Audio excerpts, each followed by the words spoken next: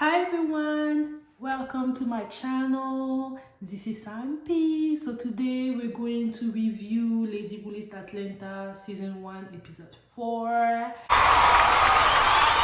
If you're new here, my name is Sam P and I'm going to be doing show reviews, mostly lifestyle and chit chat together. And welcome. So if you've been here before, welcome back. So the first scene in the show starts with where we left during episode 3. Robin and Kiana are talking and now are getting to the point about the 26 contract we've been hearing from episode 1. And Kiana explained to her the situation, and Robin tells her that she was not saying that she was trying to charge her $500 per contract, which would have been $13,000 total, but she was trying to charge her $500 for all 26 contracts. So now Kiana is taken aback because all this time she's been hearing that it was $500 per contract. So she's very surprised that Robin is now telling her that. And she's like, I know I did not mishear what Robin said. I remember you saying it was $500, and Robin says, no. $500 is per contract is way too much, and there's a big difference between $13,000 and $500. No. I was not trying to charge you this big amount of money. I was just trying to charge you $500. So yeah, I mean, Kiana is unsure because she feels like whenever it's business, she pays attention to everything that's being said, and she truly remembers hearing Robin telling her that it was going to be $500 per contract and not $500 flat, which is a big difference. But she decided to let it go because Robin insists that it was $500 flat. So she decided to let it go and move forward. So finally, this situation is put to rest. They finally had a discussion, and at the end of it, they actually have a pact where they're saying that they're going to talk to each other and everything. I thought that was a little childish. I'm like, a pact is not necessary. I think it was miscommunication, and I think that, miscommunication per Robin, and I feel like if they've talked earlier, the situation maybe would have been fixed a long time ago. And then that shows us again how important communicating is, because if they've talked about it before, that situation would have been behind them, and all the sequence of events that happened after that would not have happened. So I'm glad for both ladies that they were able to resolve that situation. Scene, we have Becky and Michael Ibachi, because I was saying the other day, so on season 3, on episode 3, as I was saying last week, how they cut that situation when Michael was like, no, this is not gonna happen. I was like, editing, come on. But like, yeah, so we're back to Tiana talking to Michael Ibachi and explaining to him why she believes that the condo is going to be sold for around $1.5 million, and Michael is like, this is not possible. He's not feeling comfortable selling the condo for that price because he bought the condo, I believe, for 1.1, I think, and he then made renovation, and on top of that the decor. So if he was to sell it for that price, it would basically break even and not make any profit. So Tiana is explaining to him that the reason why the condo is listed at this price is because the price that the market set for this building is at that price, and that she feels really bad because she sees all the work that he has put toward the renovation of the condo, and it's beautiful. But if he were to sell now, he's not going to be able to make a profit. But the way the real estate market is, maybe in a year or two, she will be able to sell the house for him to a price where we will be able to make profit on that. Once again, I really like the fact that she's being honest with him. I'm pretty sure she could have told him, oh yeah, we can sell your house for $2 million, and then the condo would have stayed on the market, or maybe, but not being able to get the type of offer that it deserved. And I think that that's really nice when a real estate agent is being honest with you. Because I'm pretty sure she could have told him things that he wants to hear, but in conclusion, he probably would not have sold for the type of price that he was looking into. And I think that she's saving him a lot of time instead of lying to him. And I think that that definitely should be appreciated. We have Kiana, Krystil, and Kira. They're going out, looking great. All the ladies are looking so beautiful. I really like to see. That's what I like about Atlanta. You see, black successful ladies looking beautiful. It's so inspiring. And so they're, just catching up. And Kiana is telling Krystil and Kira that she got to meet with Robin and basically gave them a rundown of the conversation. Krystil is saying that she's happy that they met up, but you can see in her confessional that it was not genuine. It was not genuine. I don't think she truly was happy, but hey. And then we had Kira also saying that she has not heard from Robin and going back on the situation. And yeah, and it's very funny because the other day I was watching Kiana, who has a YouTube channel where basically she's giving her opinion on what happened on the show. And she was telling us that she doesn't want us to think that Kira reaction was over the top because there's a lot of scenes that were cut, and in those scenes Robin was really disrespectful toward Kira, and that's the reason why Kira is really not feeling Robin.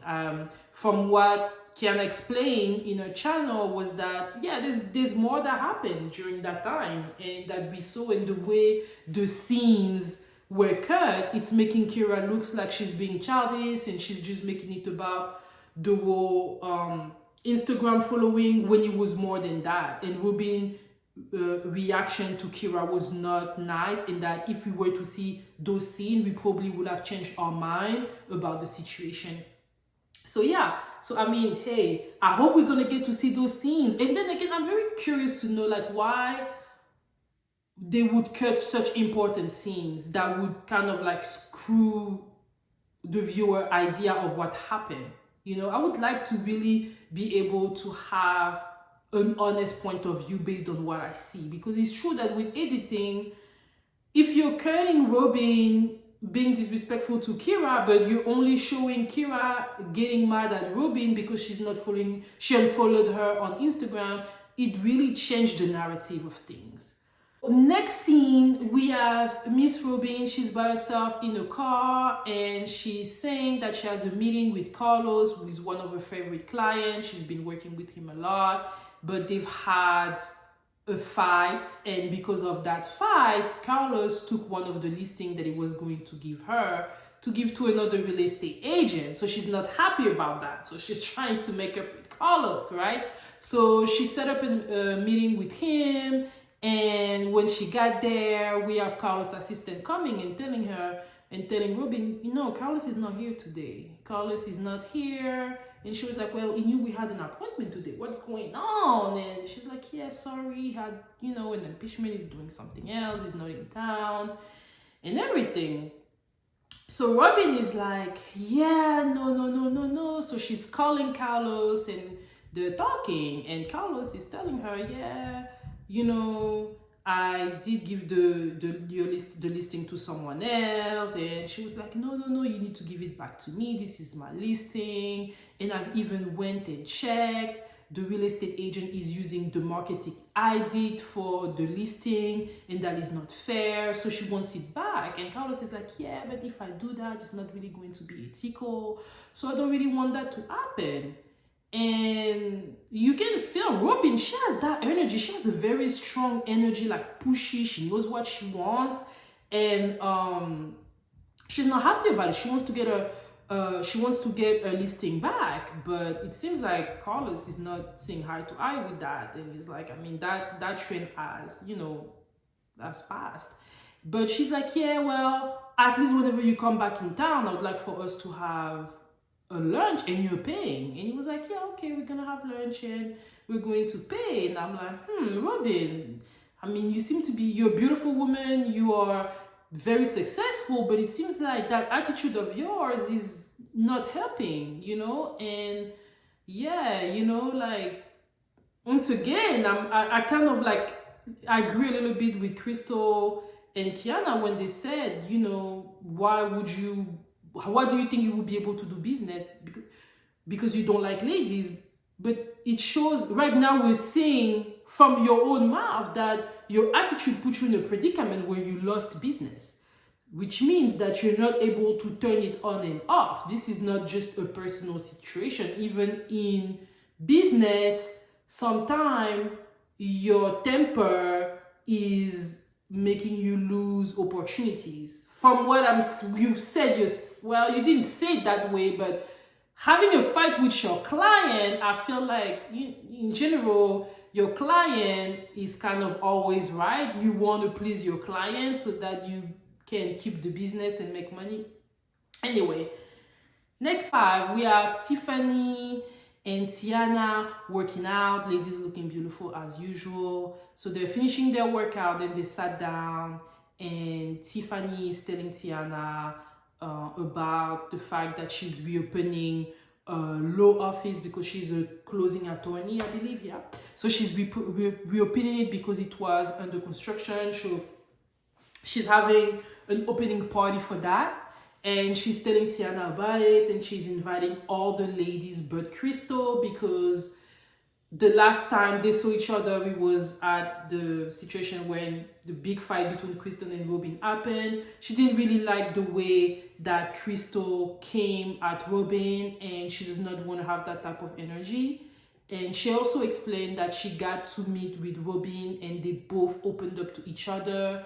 She feels really kindred to her. She thinks that she's a nice lady, and she understands that she is the way she is because of the way she grew up and the experiences that she had in her youth. And then that led Tiana to open up a little bit more about her situation, talking about how her mom was a drug addict and she was raised by her dad, and she's had a lot of childhood trauma, and she feels that the reason why she's so successful at what she does is because of her childhood trauma. That her childhood trauma, the things that she's gone through, gave her that hunger for success. I can definitely relate to Tiana on that. And when I say relate to her, I remember having discussion like that with friends of mine, where I was telling my friend that sometimes I feel like whenever you have everything, sometimes you don't really get hungry for more. But that people that grew up in hardship really are hungry for success. It's a different type of motivation when you know you don't want to go back to this situation you've left and you just want to evolve. Success is the only way. And I remember I had those type of discussion with my friends. So I definitely understand and relate to what Tiana is said. And I wish you, Tiana, much success in everything. And it shows that you're very successful. So yeah, so she got emotional about it. And that touched me. It really did. It really did. And what she said, I really, really could relate to that. So next in the sixth scene, we have Tiffany and Kira going to one of their clients' houses. So they already sold him the house, and they're basically coming to see the renovation that he did after he bought the house. And the house is beautiful. Like the door is like a huge black and white chrome type of door, and it's so nice. And I remember whenever I was looking to buy a house with my husband, I was watching a bunch of YouTube videos, and I remember in one video it was said that the first thing that clients look into in a home, whenever a home buyer are looking into in a home, is the door. The door is the first thing that you see when you see a house, and the way the door is can really be a hit or miss. And that if you want to upgrade your house, the door is definitely one of the cheapest and best thing to upgrade. And honestly, that house, honestly, when you open, like, you're not even inside the house, but when you see that door, you're like, yeah, this is gonna be a big door. This is gonna be a beautiful house. So they enter the house and it's beautiful. And then the owner, they're giving us a little bit of background on the owner of the client who has a trucking company and is now teaching people how to build their own trucking business. Very successful man. And I mean, the house is beautiful. Like every houses we've seen in this show so far, the work is done, pretty expensive. The light fixtures, the flooring, the marble on the TV area, in the living room area, the downstairs area, the lighting. I mean, the house is everything. You can see that he spent a lot of time. He put a lot of thought in the decor of his house, and it shows. It's beautiful. And the house has an elevator, so they're taking the elevator down. And it has like a game room with a pool table. It has a movie in there. I mean, it's beautiful. And then they also kind of like go back on the day that they closed his house, and they had like a huge party for him. And I'm like, man, money is good, okay? Money is good. Like, you see how there's level to this. Like having a party being thrown in your house the day of your closing. I mean, I really like that. But I'm gonna be honest though, I wouldn't do that. Like, I'm the type of person, I like to do my thing on the low. I don't want nobody to know about the house. I don't want people to know what I'm up to. I don't want people to see the house until the house is fully decorated. That's just me and my husband. We're really low-key like that. But I definitely like to see it, right? For those people that enjoy that, I thought that was really cool.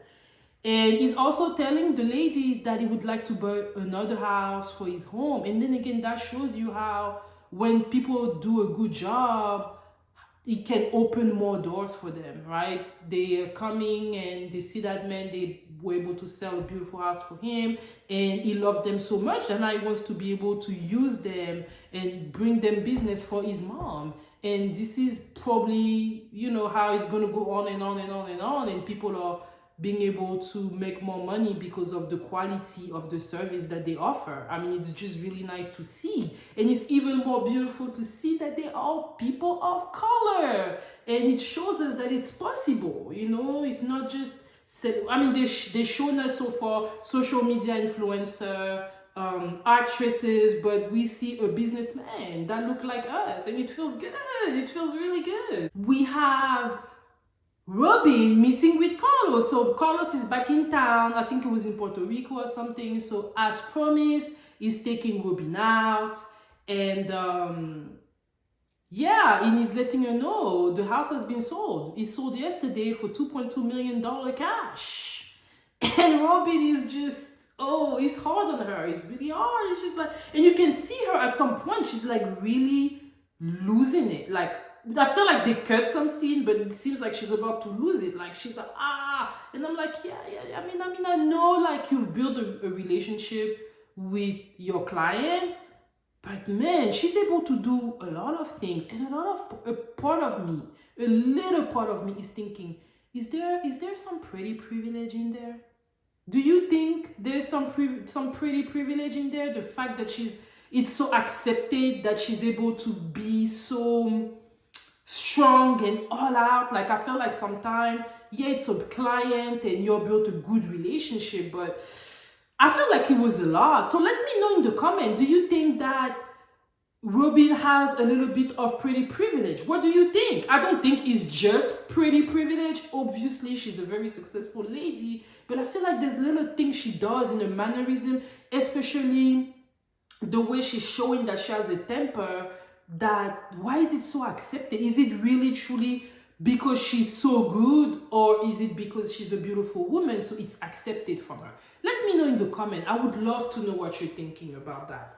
So Carlos is talking to her and he's telling her, I mean, you have everything. You're very successful, you're very smart, you have the energy, you have everything, but sometimes you're going to have to eat shit. And I think what he meant by that is that you're going to have to simmer down on the temper. That's how I understood it. Let me know what you thought about that in the comments, because yeah, once again, I feel like it seems like she's doing good, but the temper of hers, and we're on episode 4, and at this point it is a known thing. Robin has a temper, but I feel like even when in business though, because I do believe that some people can turn it up and down. Like you have people in the outside, whenever they're not in a personal settings, they will have temper and they will be a certain way. But when they are in a professional setting, you would never know. They're able to like turn that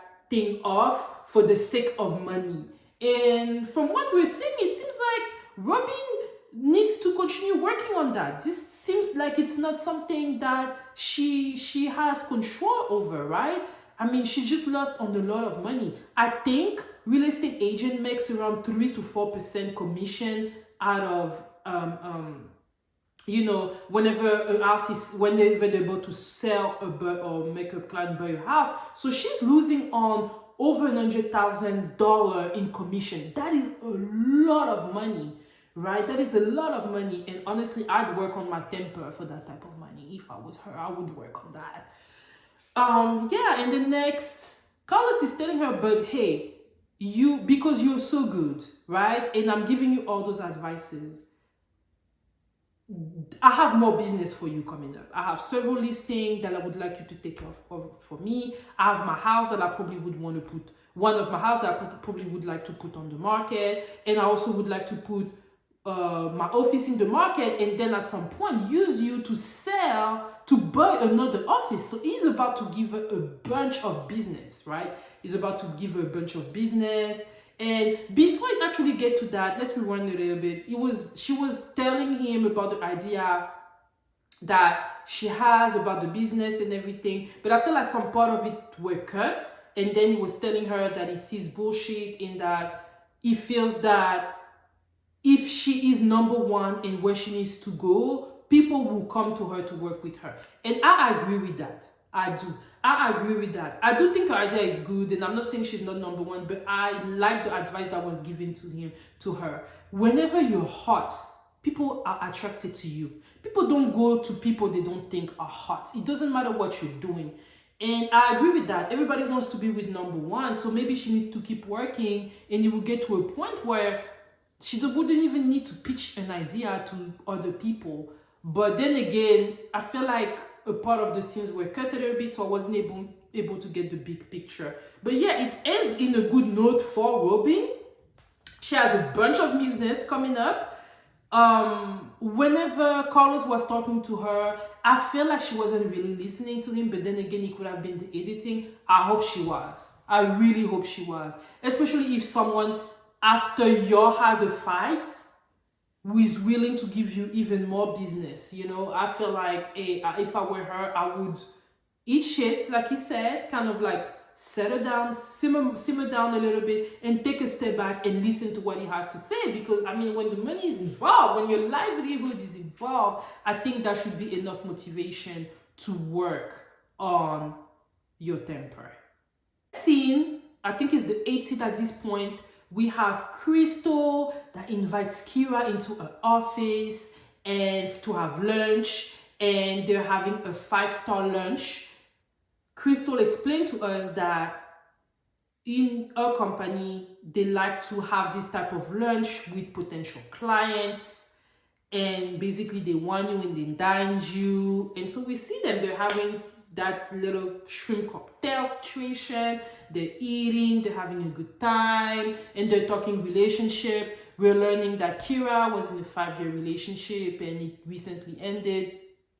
Krystil also was in a 4-year relationship that also ended. So we see them bonding on that and talking and having a good time. And then Krystil comes to the reason why she has Kira over, which is she knows that Kira is pulling in number, she's doing really, really good, and she would like to know if it's possible that she closes some of her business with her. So yeah, Krystil is whining and dining Kira because she would like a business. But she knows really well that Kira is closing with Tiffany, right? And we have that situation with Tiffany. If you remember at the beginning of the show, Kiana was telling Krystil that Tiffany wasn't really liking the way Krystil was coming at Robin, and Krystil, she got dead. She was like, mind your business, mind your business. So yeah, we can see that. And even in previous episode, we know the situation when Tiffany was pregnant and Krystil flat out called her and told her, hey, if you want to send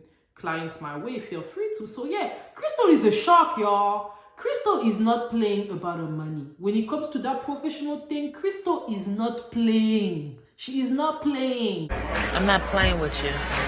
So yeah, and then Kira is taken aback. She's like, oh wow, yeah. She's trying to get me for my business. And we do not see Kira giving an answer to Krystil about that.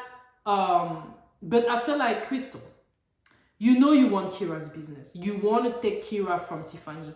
I truly don't think you're trying to share anything with Tiffany. You're not trying to share Kira's closing listing with Tiffany. You're trying to take Tiffany's business. I feel like at this point, you just need to be honest.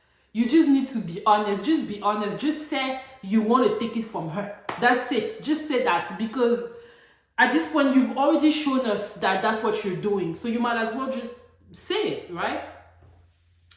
So yeah, so 19 is at the reopening of Tiffany's